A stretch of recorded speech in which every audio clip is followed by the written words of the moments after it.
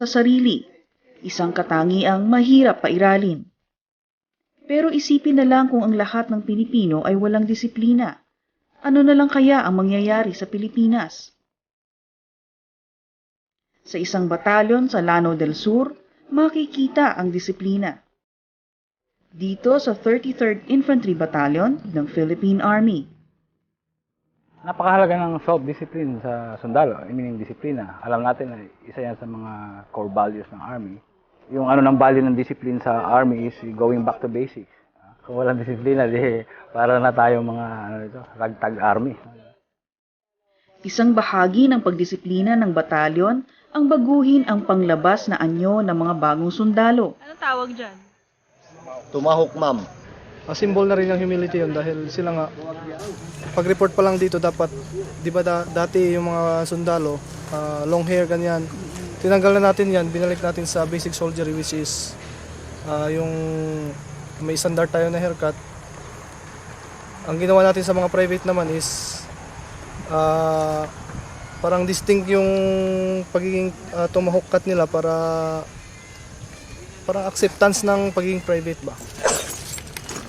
Kahit ang magtago ng cellphone ay mahigpit na ipinagbabawal. Kadalasan daw kasi ay madaling maapektuhan ang kanilang trabaho kapag laging may nakikipag-usap sa kanila sa cellphone. Bawal namin yung magkaroon ng cellphone. In case of emergency, ang kontakin sa mga parents nila, ako lang as a silent major. So parang nakita namin ma'am na maganda ang impact, ang outcome, kung ganun ang ma-implement sa mga sundalo natin.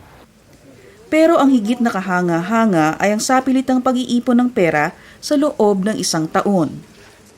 Nagsisimula yan ma'am last 2007 ma'am.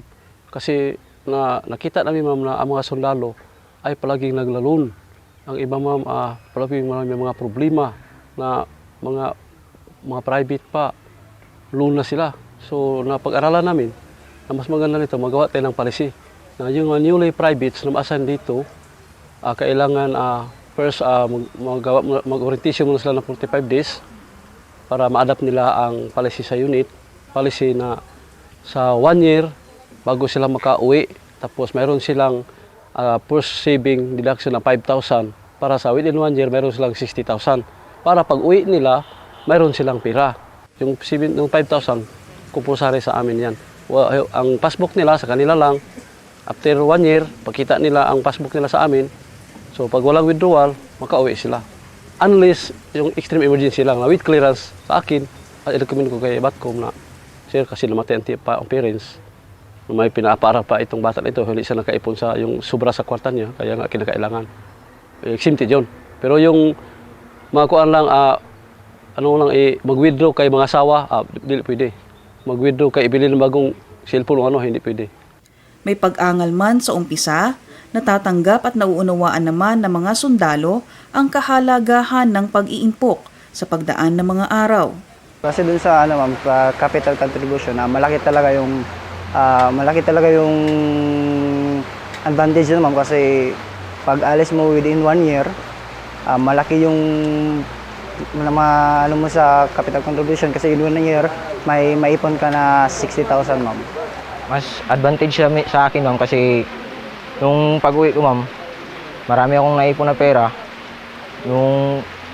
Kung meron akong gustong bilhin, meron akong mapagkunan ng pera ko. Tsaka nakatulong din ako ng malaki sa mga magulang ko ma'am.